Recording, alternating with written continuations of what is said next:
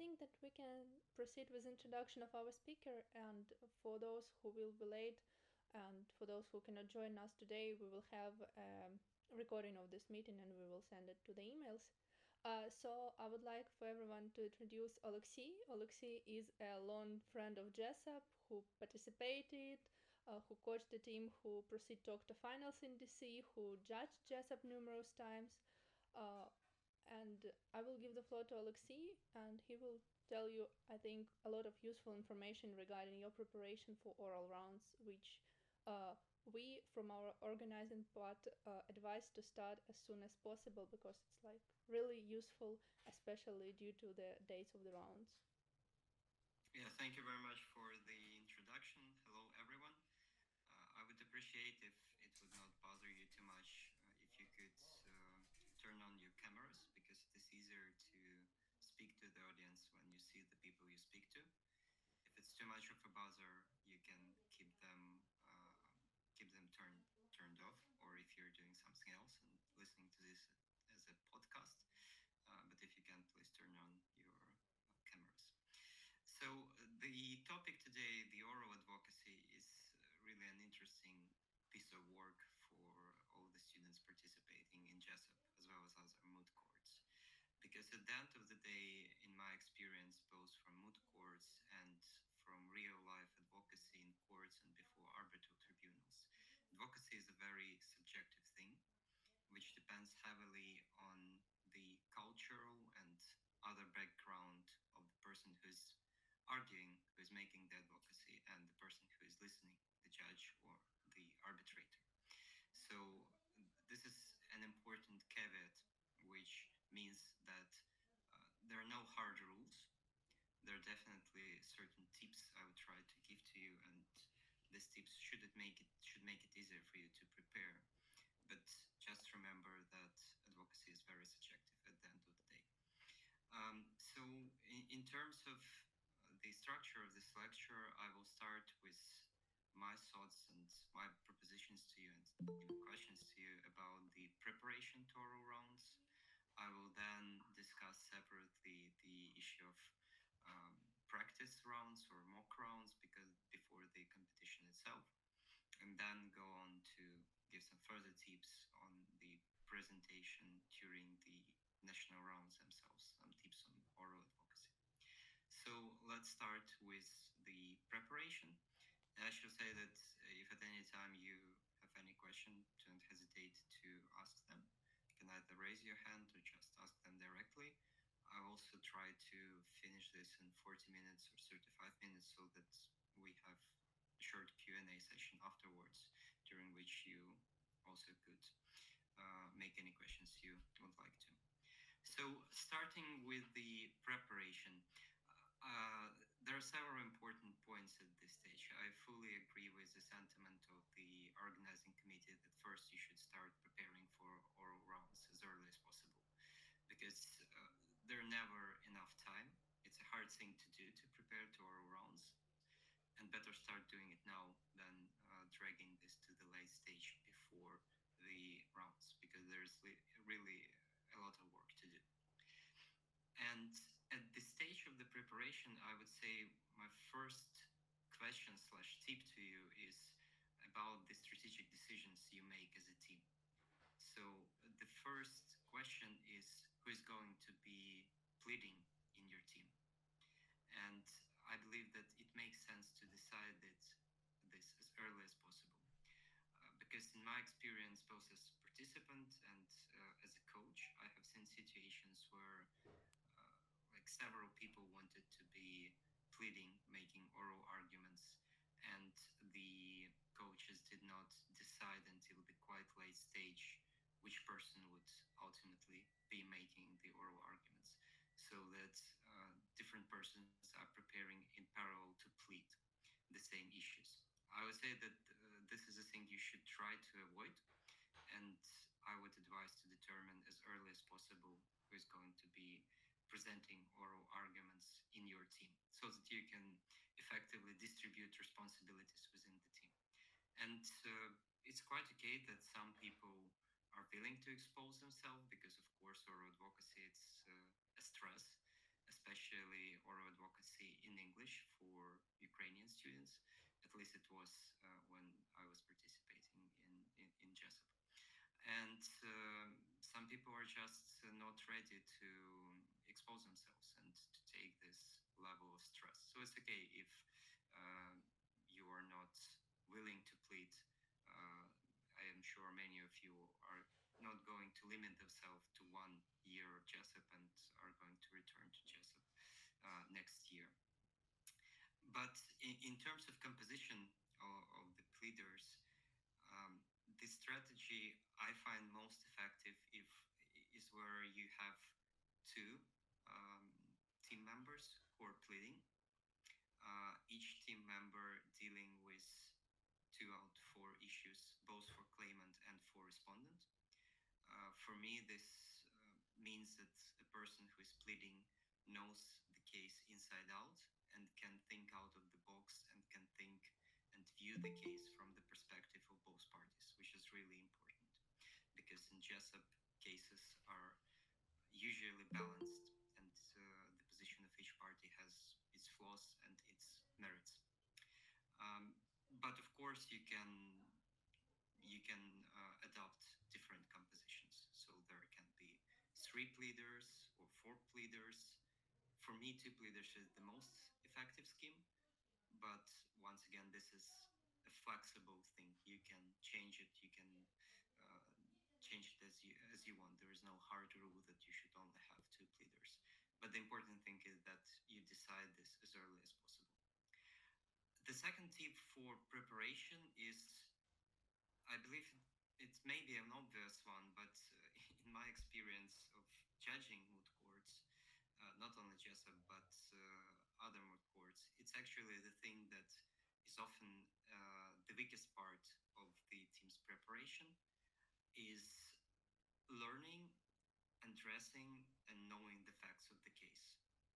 So the persons who are going to plead, they should not just read the compromise once or twice or 3 times or 10 times.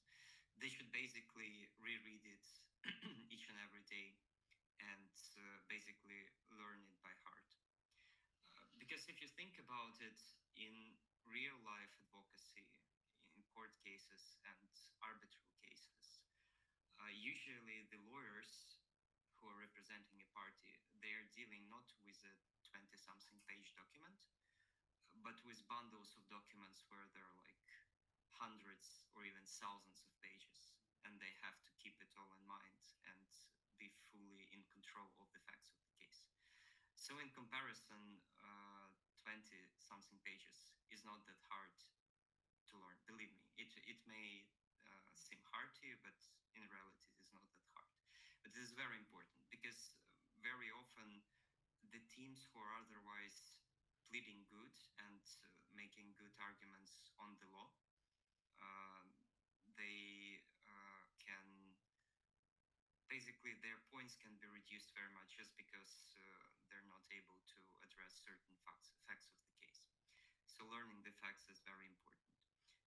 I would say that it is easier when the case is interesting for you because it's like, I don't know, listening to a favorite podcast or learning some details about the lore of, I don't know, certain book or other thing that you like. So when it really sparks your interest and not just like memorizing something that is dull and not interesting for you. So try to find the case interesting to the extent possible, and perhaps it will make it easier for you um, to memorize it and to know it by heart. The third point with respect to preparation is for me, very important question of how basically to prepare for those of you who will be pleading. So basically, the question is, should you write a speech and memorize it? Or should there be some other way for you to prepare? For myself, I'm a strong opponent of writing speeches. I never wrote speeches myself when I was pleading. Because for me, writing a speech and sticking to it puts yourself into a box and makes it really uncomfortable to step outside of that box. and this is not what the what Jessup and Moot courts in general are about. They're not about going out there and reading a speech. They're about letting the judges evaluate your abilities and your competences as a participant in the moot court. This is another point I will revert to later. So, if not speech, what should you do? For me, I would say that a more preferable format is what is sometimes called a skeleton. You can read it out in the internet. It's basically the thing that is usually prepared in arbitration before hearings.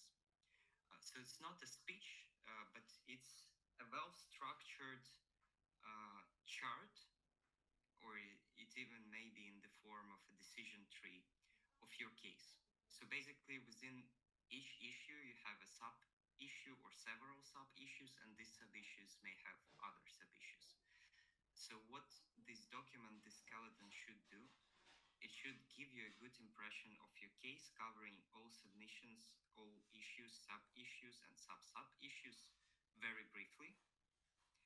And it should make it easier for you to understand your oral argument, once again, not as a speech with the beginning and the end, but rather as a collection of moving pieces of issues and sub-issues, with each of them being assigned certain importance or significance for your case.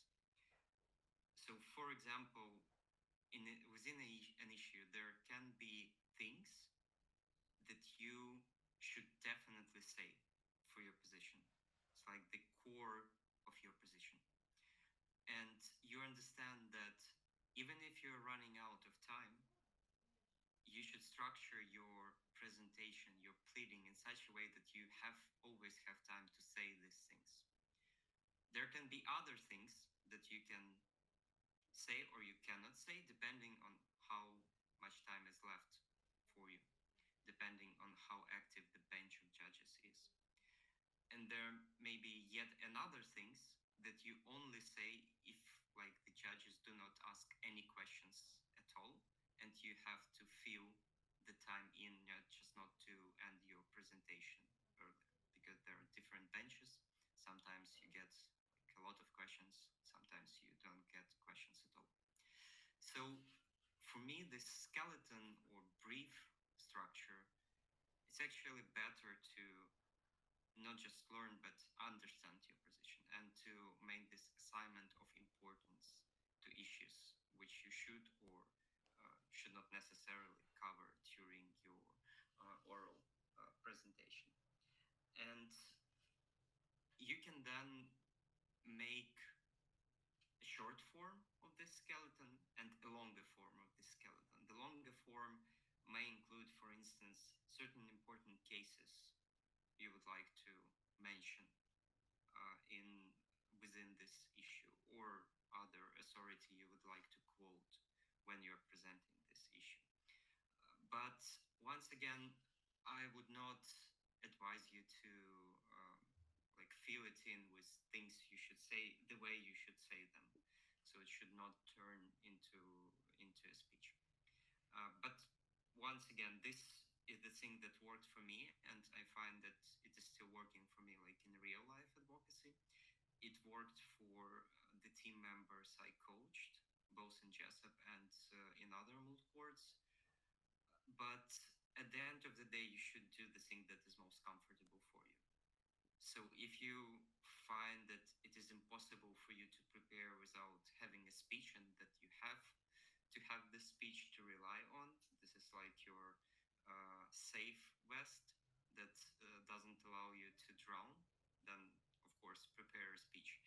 But also speaking from a judge perspective, for me, when I see that a participant is reading out the speech, it's like it's a red flag, and it is the issue that urges me to ask questions, to disrupt this presentation, just because when the participant is reading a speech, I do not really understand whether he or she is understanding the case, know the facts of the case. It's just a speech. Anyone can prepare a speech and read it before a panel of judges. And this leads me to the next point with respect to preparation. And I guess this point is also linked to the next things I'm going to talk about the oral rounds themselves. So you always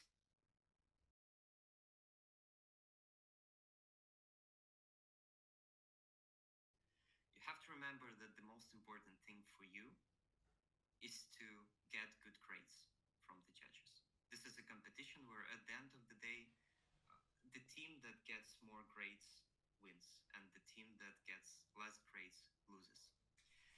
So keep this in mind, because it is important to show yourself as the person who knows the case, who knows the law, who can make good arguments that make sense, and who is compliant with all the requirements there are for the presenters during oral arguments. Because after the round ends, what happens is that the judges, they get a sheet of paper with a set of criteria and marks they are assigning to each criteria. So understand this criteria and present in a way that would maximize the result you get after the rounds, which basically boils down to knowing the facts, knowing the law, being able to make a good, sensible argument, behaving yourself in a respectful way a lawyer would behave him or herself before a court or tribunal. And if you tick all these boxes, well, you receive a good grade, and there is a chance that you win the round and you proceed to the next round or proceed to international rounds in TC. So I should say that this is the thing that you should keep in mind and remind yourself when you're preparing to oral rounds. The final thing I would like to say about preparations is the question of the style of presentation and to which extent you should make what I call policy arguments and not strictly legal arguments. This once again returns me to the issue of subjectivity, because each judge has his or her own view on this. But for me, it is really important that at least at the beginning of the presentation or somewhere during the presentation, the participant could summarize the issue in simple terms in several sentences, which make it not only understandable, but interesting and intellectually stimulating for the judges. So what I mean by this is that it is very easy to get overwhelmed by all the intricacies of the facts and law which are involved in this always complex and always uncertain issues that are discussed in the compromise. But for many judges, it is important that the presentation is interesting and understandable, and it may be even more important than the number of authorities you quote. So be able to shift between these different levels. You should be able to both address some nitpicking legal questions, for example, explaining why the case you're referring to is similar to the case and why it should be an authority for the panel in this case, but also addressing some policy arguments of why your country is right, not only legally but morally, and the other country is wrong. So be able to shift between this helicopter view level and a more minute level of legal arguments. Turning to the next section of the things I would like to share today, I would like to talk about practice rounds or mock rounds. So basically, before the national rounds, you still have time. I understand around 2 months or slightly less. And the question is, what do you do during this period? Do you just prepare your speeches or skeletons, learn the case, or you should do something else? Obviously, just preparing a case is not enough. You would not be able to present if you don't have practical experience of presenting. And the only way you can get this practical experience is by making a training or practice rounds. And it is important that you make these practice rounds not just before your team and your coach, but also before other persons. Basically, find anyone who agrees to listen to you, preferably with legal background, but not only with international law background. For me, any legal background is okay, and it is not strictly necessary that you only find, I don't know, professors in international law from Ukrainian academia. Any lawyer would do. And why it is important is because a person who is not familiar with the case can propose by his or her questions he poses to you during the practice rounds, can make you rethink the case, or can help you to look at the case from a different perspective. Because it is very easy to have this tunnel vision when you are preparing to the case. You have spent so many time on preparation, you've invested so much, and it is quite hard to step back and to try to rethink your position. But sometimes when a third person who is not familiar with the case asks you some common sense question, it may really help you to improve your position and see that the argument you have been advancing before does not really work or is not really convincing, although you have been convinced in it. And it's okay. Like for me, from my experience, the structure of case can change from the memorial to the oral rounds, because when you prepare, you get a better view on your case. So how to achieve this possibility of making as many practice rounds as possible?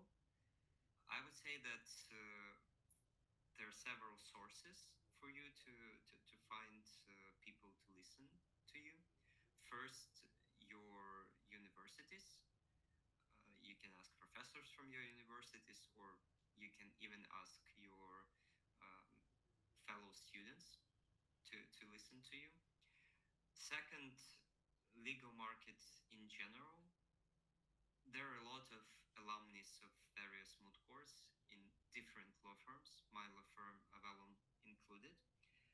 And when we receive, at least my firm, but I know that other firms do it as well, when we receive a proposal from a team to listen to their practice round, we always can find someone interested in listening to the practice round, to the extent there are no conflicts of interest according to Jessup rules. But you should not limit yourself to Ukraine.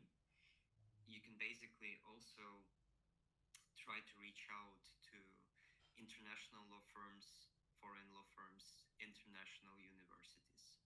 So there are a lot of people who have participated in moot court, and I'm sure would be happy to listen to you. Don't be shy about it, and it is really something that is your responsibility. So no one will find the judges for practice rounds for you. This is something you should do proactively. And one thing I know for sure, despite all the talk about subjectivity before, is that the team that has, for instance, 30 practice rounds would nearly always win over the team that had 5 practice rounds or no practice rounds at all. So this is the reality. This is how it works. So with practice, if if you cannot find um, people to listen to, it's bad, but you can still plead before your coaches, at least if you have coaches. So I do not envy your coaches if they have to listen to your pleadings like 30 or 40 times, but that's basically their job, and you should ask them to do that and to listen to you as many times as is necessary for you to effectively prepare to oral rounds. Okay, so going to the final part of the presentation, the tips during the pleadings themselves. Um, First, I should say that there's really a lot of material you can find online on this. I remember that there are guidelines on the ILSA webpage with some suggestions of how to prepare to oral rounds and what to do during oral rounds. You can also search for some tips in the on the websites of other moot courts like this moot or foreign direct investment moot court, because basically these suggestions are more or less the same for different moot courts. But one of the most important things for me is that to remember that you are a team, despite only some of you presenting oral arguments. It is really important to show teamwork, and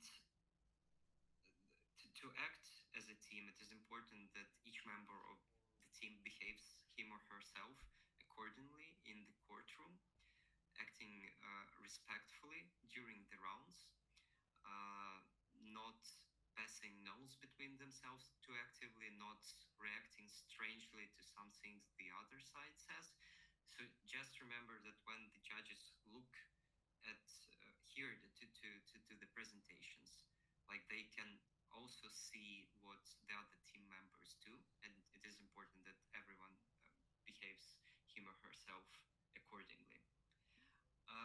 Next, like there are a lot of tips you can find online on eye contact, keeping eye contact with the judges, on the body language, the pacing of your presentation, how to sharpen your oral advocacy, make some exercises to improve your English pronunciation, and so on and so forth. So it really doesn't make much sense to devote too much time to that. It's really something you can look up and practice. And here, practice makes master, so you basically should practice to achieve those things. But another important thing I would like to focus on is the interaction with judges, and the most importantly, interaction with the questions the judges present. So first thing first, don't take the actions of judges personally, because if everything is done in accordance with rules, there should be no bias against you, and the judges should be impartial and independent. And if they're acting like jerks, it's not because they don't like you, but because this is their way of establishing whether you can still hold your ground under stress. And it's an interesting thing, because it's basically confirms my point that Jessup is not about learning you how to advocate in real life, but more about assessing your abilities. It's really a student competition, not a model of a real life court or arbitral proceedings, because both in court and arbitral proceedings, it would be quite rare for judges to be aggressive and to ask, especially for arbitrators, and to ask too much questions of the parties, because this would be perceived as bias and could lead to the disqualification of the judge or arbitrator. But in Jessup, it's okay. And you can have rounds where judges like ask you 20, 30, 40 questions and totally destroy the pace of presentation, the structure of your presentation. What should you do in this scenario? First, you should never show that you are either irritated or bored or confused by the questions from the judge. Your reaction should be more of a neutral one, or even what I find especially pleasant during the round is when I find that my questions are interesting for the participant, or at least the participant fakes that they're interested in my questions, because most likely they have heard those questions before during their practice rounds. But at least it creates an impression of an intellectual debate. And for me, it's what is most interesting in Jessup, and this is perhaps the best way to look at this, not as some sort of grilling where the judge grills you in order to make you cry, but just thinking that it is an intellectual debate where the judge wants to debate some issue with you, wants to see your perspective on some question of law or fact, and take this as an opportunity to present your case and to show yourself, to show your ability, not as an attempt to derail your case. And this also returns me to my point about why the preparations through memorized speeches is not effective. Because if you have a memorized speech and the judge asks you several questions, you respond to them, and you see that you do not have enough time to finish your speech, you have to switch to another part of the speech. And if you do not navigate through issues effectively, this would be hard to do for you. Or in some instances, a judge may say, well, I'm not interested in this sub-issue 1 of issue 2. I would like you to speak directly about sub-issue 3 of issue 2, and ask you to do that, and you basically should do that if the judge asks you to do that. So that's why it's very important to be able to navigate through a case, and that's why it is important to understand what positions you should say in any event. So for instance, if the judge asks you to go to sub-issue 3, but you understand that the case of your party claimant or applicant or respondent depends entirely on something within sub-issue 1, you can just say, okay, in summary of sub-issue 1, I would say this, and this. This is the mission of my party, and now I'm glad to go to sub-issue 3. So to summarize, questions most of the times are a good thing. Their opportunity to communicate with the judge and to convince the judge that you know your case very well. And once again, returning to the issue of facts, when judges quite often may ask you some trivia facts about the case to see whether you know it or not. And in nearly any oral round, you would find a judge who would ask you to say something or confirm whether certain fact is present in the compromise or not, or refer to the paragraph of the compromise to confirm some fact you just referred to. So once again, it's very important to know your facts and to know them very well in order to be able to respond to any questions from the judges on facts. As a final thing, apart from materials on ILSA webpage, as a suggestion of a thing you can read to understand better how oral advocacy works, there is a free to download guide. It's called GAR, it's Global Arbitration Review, Guide to Advocacy. It's like a 500-page document, but it has really good sections devoted to, among other things, oral advocacy and cultural perspectives on oral advocacy in different regions of the world. It may be interesting to read, and especially for the team which will proceed to the international rounds, because in the international rounds you should be much more aware about cultural diversity than in Ukraine in terms of how judges from different cultural backgrounds could react to, or what are their expectations of effective advocacy. Okay, so we are at 40 minutes, more or less sharp. Since we started 3 or 4 minutes late, I believe we still have like 5 minutes to answer your questions. So if there are any questions, I would be very, very pleased to answer them. Yes, Alisa, please. Hello, thank you for your tips. I think it will be really useful for my team to use them. And I have a question. What do you think the main difference between presenting our written memorial and our oral our oral pleadings and the way of structuring the information, of emphasizing the arguments and so on? Yeah, thank you, Alisa. So with written memorials, I would say that the basic issue is the same, that you should present a complex thing in a simple and structured manner.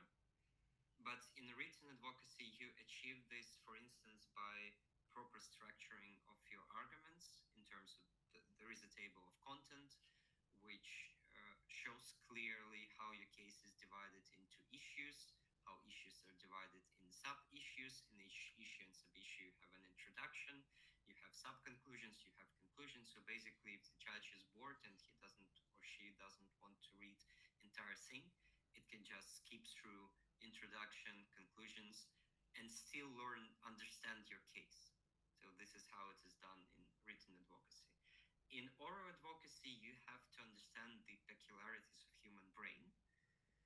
Like experienced judges and arbitrators, they are used to listening to hours of legal pleadings, but most of the guys and girls acting as judges at Jessup are not, in real life, are not judges or arbitrators.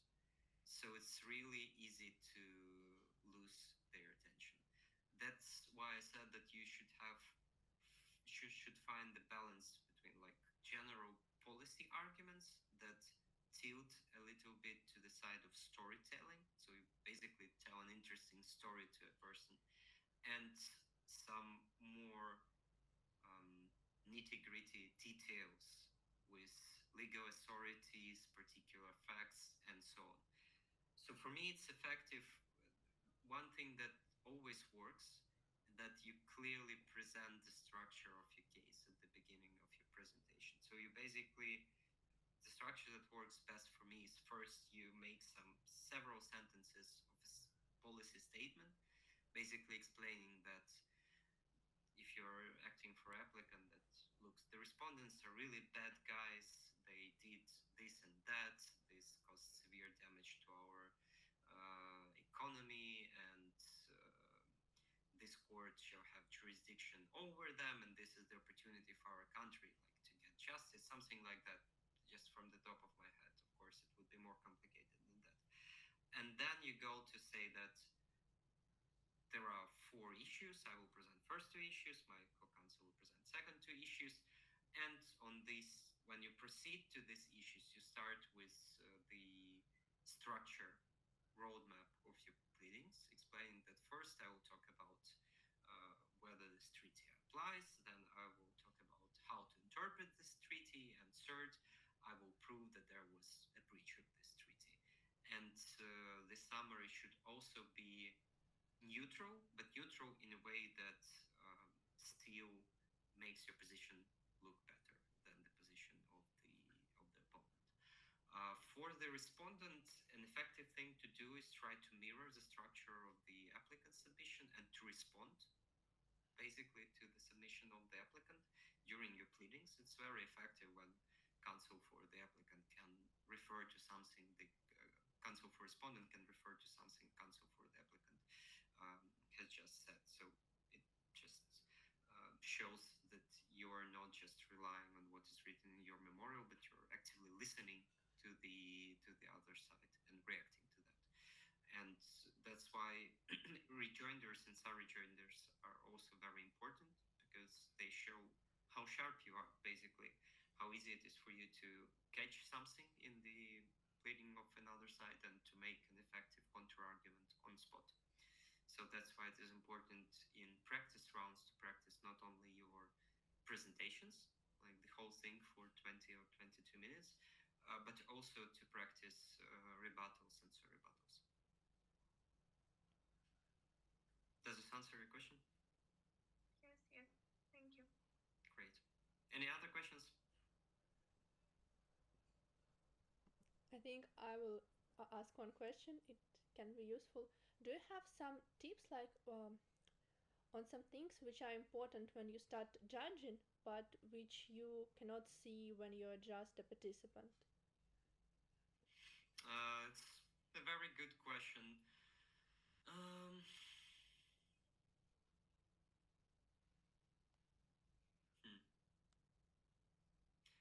I'm not sure. For me, the transition from the participant to coach to judge was over a long time. Perhaps when you are judging,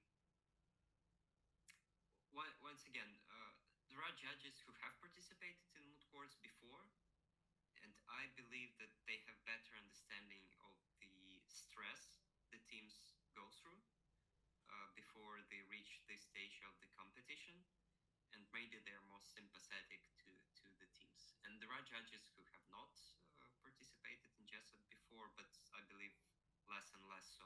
In my time, there were quite a lot of judges who have not participated in moot courts before. They can be less sympathetic because they just don't understand the amount of work invested in this thing. Well, perhaps the most important thing I understood is that, or just confirm my understanding, that questions are actually a good thing, not a bad thing.